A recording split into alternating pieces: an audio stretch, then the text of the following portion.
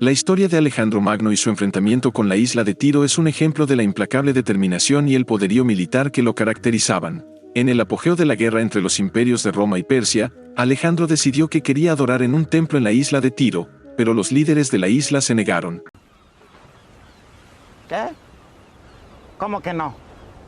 La razón de su negativa era comprensible. Querían mantenerse neutrales en la guerra contra Persia y permitir que el emperador rindiera culto allí enviaría un mensaje a los persas de que Tiro se había puesto del lado de su enemigo. Sin embargo, la respuesta de Alejandro fue la de un hombre que no estaba acostumbrado a ser contrariado. Cagaste.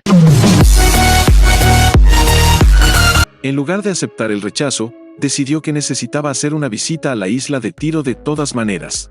Cuando los líderes de la isla le dijeron que orara en un templo en Old Tyre, ubicado en el continente, Alejandro se sintió insultado. Para él, esto fue una declaración de guerra. Así que, en lugar de orar, Alejandro ocupó Old Tyre, pero no se detuvo allí. Quería llegar a Tiro, y nada iba a detenerlo. Decidió construir un puente a través del agua que lo separaba de la isla. No era una tarea fácil, el mar en esa zona era profundo y el viento era fuerte. Además, los tirios habían tomado medidas para asegurarse de que no pudiera haber un ataque por agua. A pesar de estos obstáculos, Alejandro estaba decidido a tener éxito. ¡Nadie me dice que no a mí! La construcción del puente tomó 6 meses. Fue un esfuerzo monumental, que involucró a miles de hombres trabajando día y noche. Alejandro supervisó personalmente la construcción, y utilizó troncos y piedras de las ruinas de Old Tyre para hacerlo. La hazaña fue impresionante, y cuando el puente finalmente estuvo terminado, Alejandro y su ejército cruzaron el agua y llegaron a Tiro. Pero la llegada de Alejandro no fue pacífica.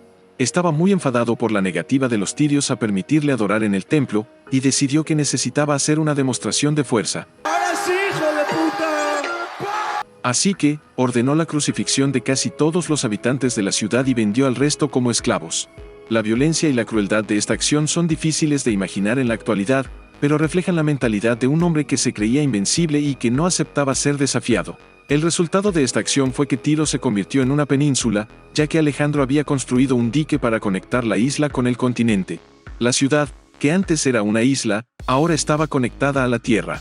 Tiro perdió su independencia y se convirtió en parte del territorio de Alejandro. Fue un ejemplo claro de su poderío militar y su capacidad para conquistar incluso las ciudades más difíciles. En resumen, la historia de Alejandro Magno y su enfrentamiento con Tiro es un recordatorio de la crueldad y la violencia que a menudo se asocia con los conquistadores de la antigüedad. Aunque Alejandro es recordado por sus logros militares y su capacidad para unificar gran parte del mundo conocido en su tiempo, también es importante reconocer las consecuencias devastadoras de su búsqueda del poder. La destrucción de Tiro fue solo una de las muchas acciones violentas que llevó a cabo durante su vida. Sí, bueno, ¿quién tiene hambre?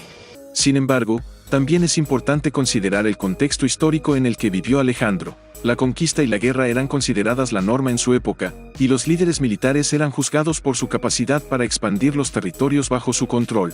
Aunque esto no excusa la violencia y la crueldad de sus acciones, puede ayudarnos a entender mejor las motivaciones detrás de ellas. En última instancia, la historia de Alejandro y Tiro es una lección sobre los peligros del poder y la importancia de considerar las consecuencias de nuestras acciones. ¿Qué te pasó, viejo? Antes eras chévere. Todavía soy. Nah, has cambiado, viejo.